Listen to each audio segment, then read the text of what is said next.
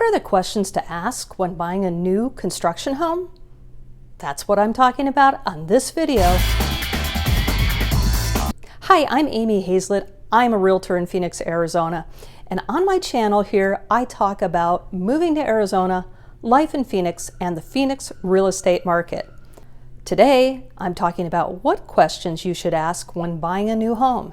So if those topics are of interest to you, then go ahead and subscribe to my channel and ring the bell notification because I don't want you to miss my next video.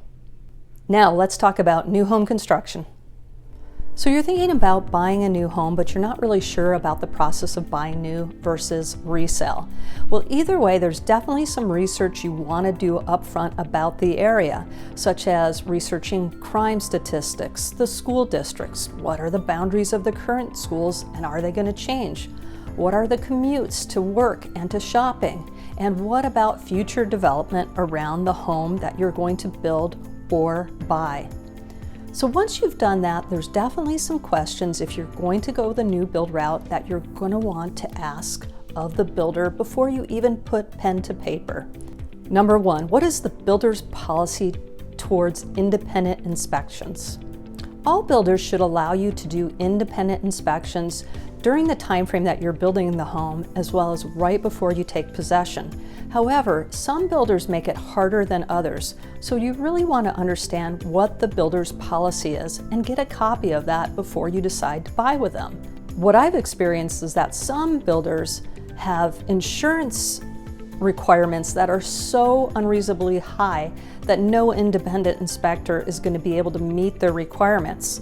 And I've also had experiences where the builders made the scheduling so difficult that no inspector is going to be able to get in on the day that they're allowed to go in. Question number two, what is the builder's construction process?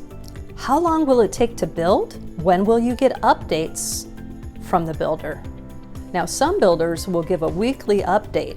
Will you get to meet the superintendent, and will there be a series of meetings such as a pre-start meeting, a pre-drywall meeting, a pre-closing meeting, and a key orientation meeting or closing meeting? Many builders offer up to 4 different preset meetings where the superintendent will sit down with the buyer and explain the process and answer questions. At what stage of construction will the builder give you a closing date, and how firm is that date?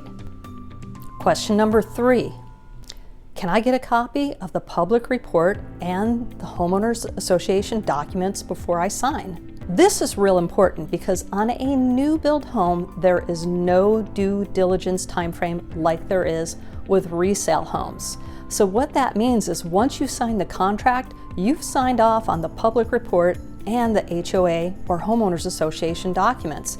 That means you've read them and you're clear in understanding them and you're clear on the rules and what you found out in those documents. So if you find out something later, it's not a reason to cancel. And if you do cancel because of something you read in those documents, you're probably not going to get your earnest deposit back. Number 4, can I get a copy of the contract before I sign? This is also important and something you want to review before you sign.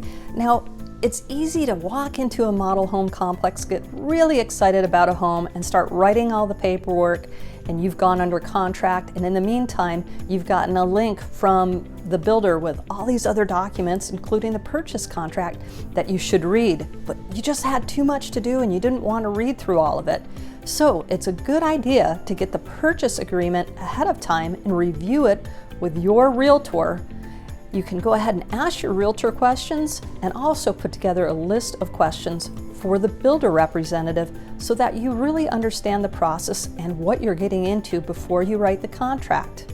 Again, on a new build, there's no due diligence time frame, so once you go under contract, your earnest money might be at risk if you decide that you want to back out because of something you read after you sign the contract.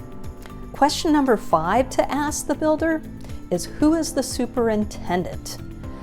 This is really important because the quality of each neighborhood depends a lot on the superintendent. Think of each neighborhood like a different factory for a company. And the superintendent is the one in charge of making sure that that quality is the best.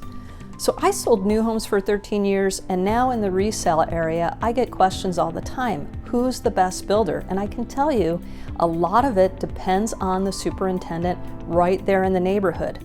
So you want to know a little bit more about that superintendent. Who are they?